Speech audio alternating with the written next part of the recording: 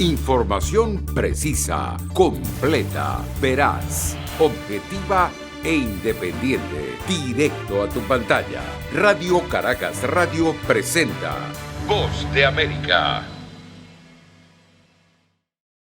El presidente de El Salvador, Nayib Bukele, aprovechó la inauguración de las instalaciones de un centro comunitario urbano de desarrollo y bienestar, conocido como Cubo, diseñados para brindar formación y entretenimiento a comunidades vulnerables, para denunciar que hay sectores de oposición que estarían intentando recurrir a un golpe de Estado. El presidente Bukele culpó a quienes gobernaron en el Congreso antes del 1 de mayo de bloquear la ejecución de los programas de prevención de la violencia y sin señalar específicamente a nadie ni brindar mayores detalles, aseguró que sus detractores podrían incluso intentar un golpe de Estado para detener al mandatario. Aunque lo intentan a través de los medios de comunicación, a través de sus ONG de fachada, a través de sus amigos en la comunidad internacional, hasta están pidiendo un golpe de Estado. Porque como no pueden ganar por la vía democrática, tienen que ganar por la vía antidemocrática. Sobre esta afirmación del gobernante salvadoreño, el sociólogo e investigador Walter Faguaga aseguró que plantear la posibilidad de un golpe de Estado es complejo. Para plantear la idea de un golpe de Estado hay que pensar en algún par de factores que podríamos considerar.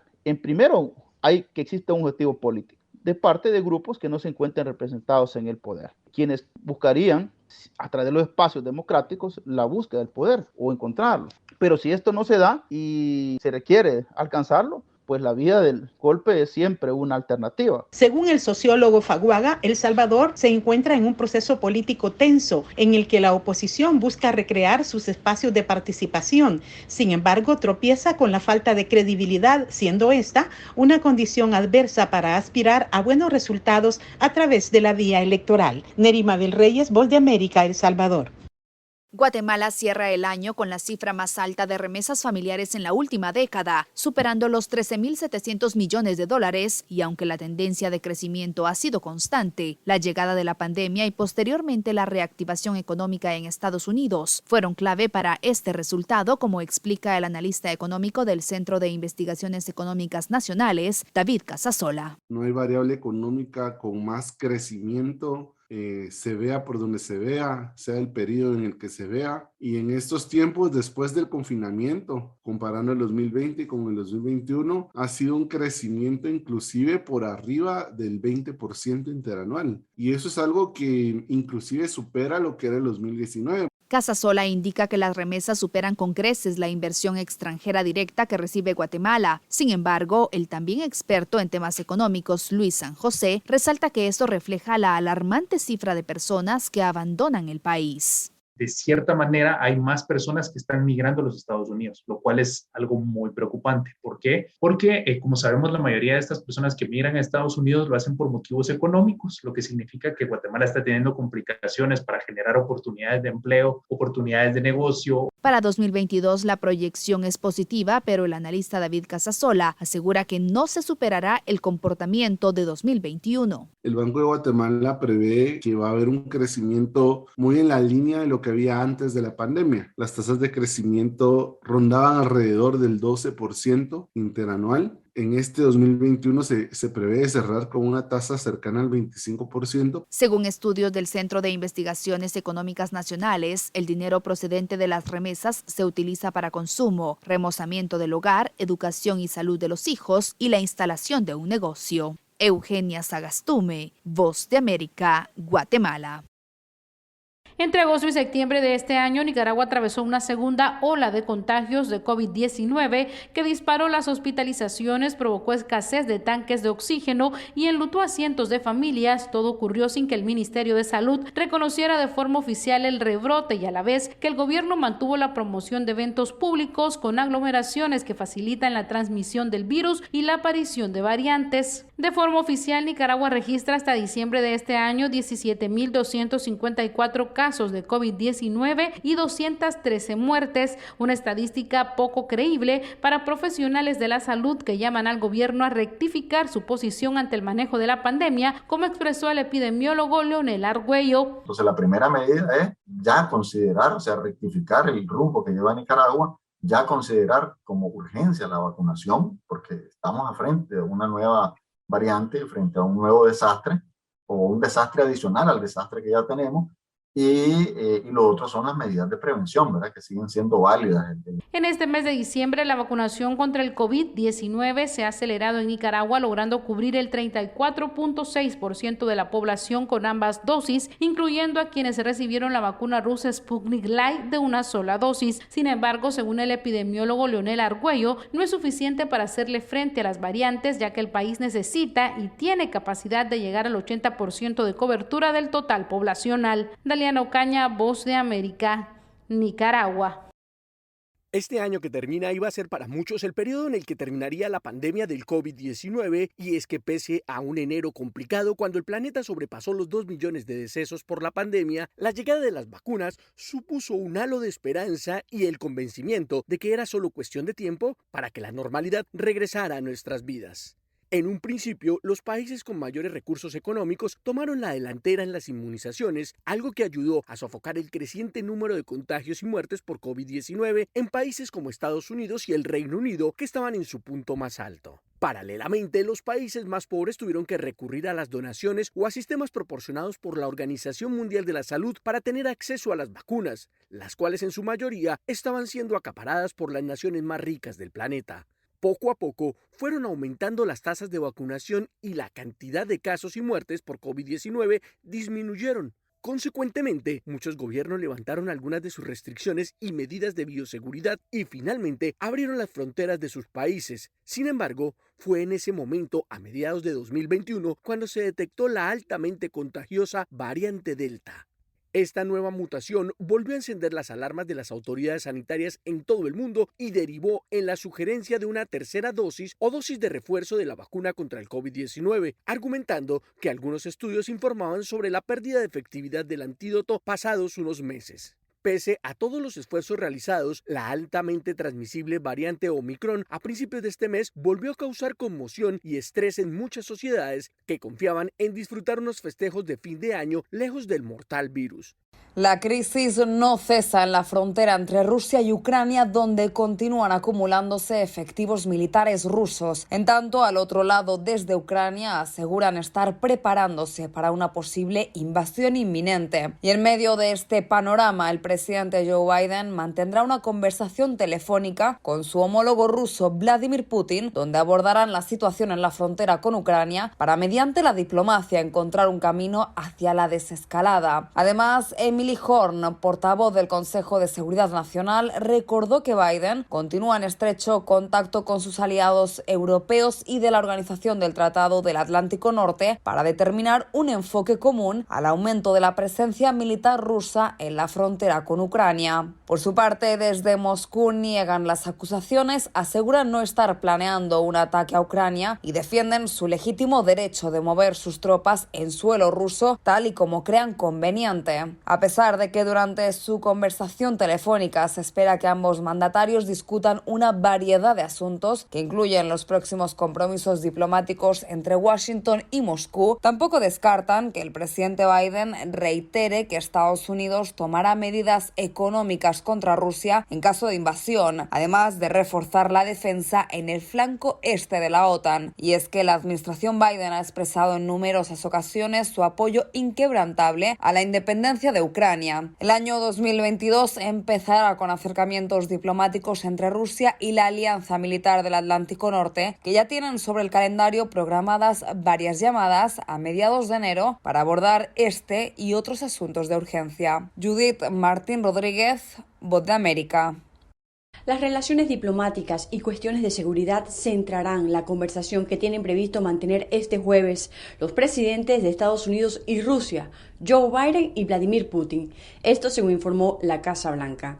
Ambos líderes abordarán una serie de asuntos, incluidos futuros encuentros diplomáticos, según informó el miércoles el Consejo de Seguridad Nacional de la Casa Blanca mediante un comunicado. En otras noticias, el gobierno del presidente Joe Biden pidió el miércoles a la Corte Suprema que revise un fallo que mantuvo en vigor el programa Permanecer en México, que se trata de un mecanismo que obliga a los solicitantes de asilo a permanecer en el vecino país mientras se resuelven sus casos en territorio estadounidense.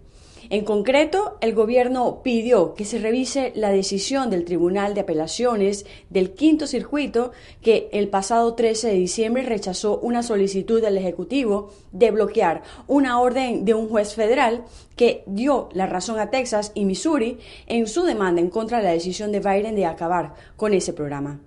Por otra parte, más de 1.000 vuelos fueron cancelados el miércoles con origen o destino en aeropuertos estadounidenses. En la sexta jornada de cancelaciones de vuelos debido a la propagación de la variante Omicron del coronavirus, combinada con un temporal de nieve en el oeste del país. El miércoles a las 8 de la noche, hora de la costa este, se habían registrado 1.020 cancelaciones en todo el país, más de un tercio de las registradas a nivel mundial durante el propio miércoles pasado. Desde Washington, Sofía Pisani, Voz de América.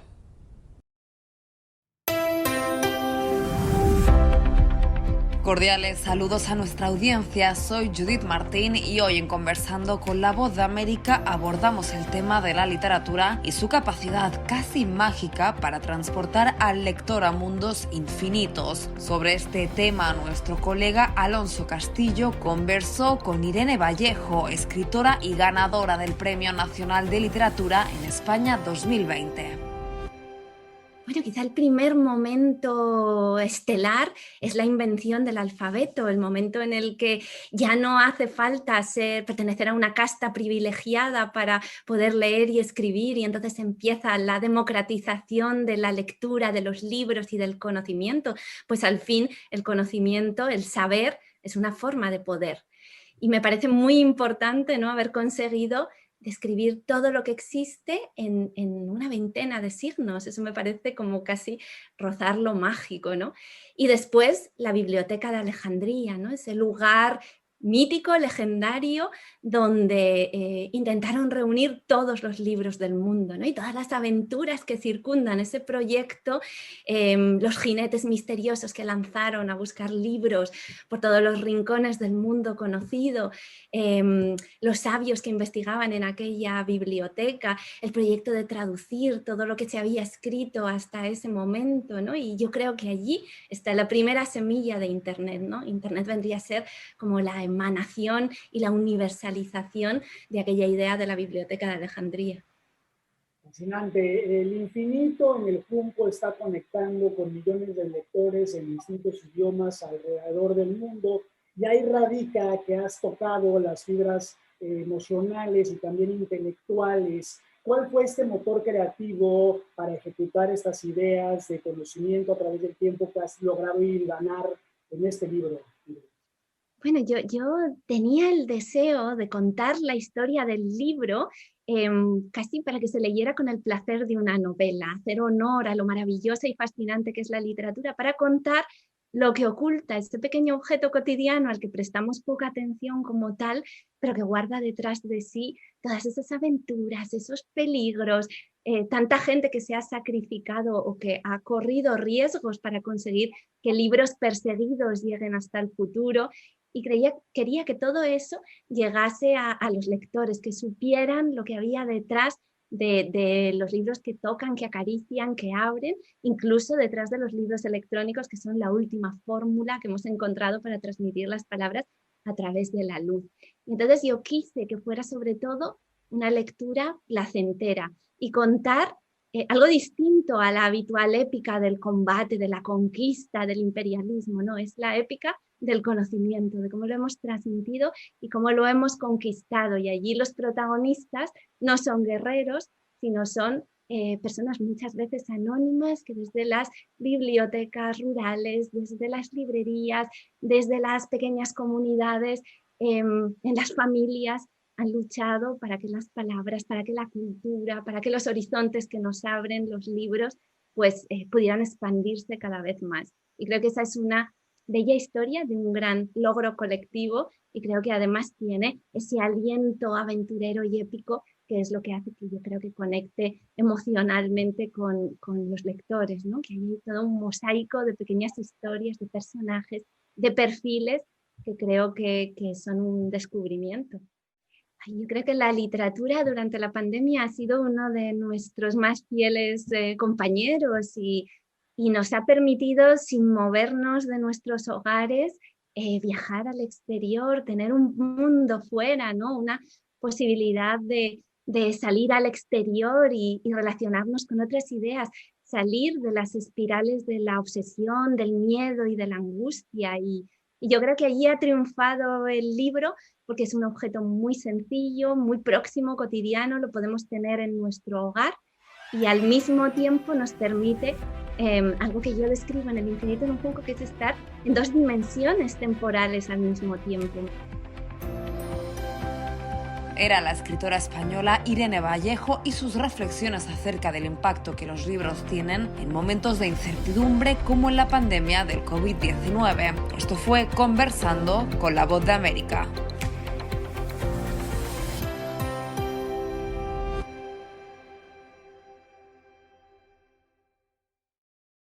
Información precisa, completa, veraz, objetiva e independiente. Directo a tu pantalla. Voz de América en RCR 750.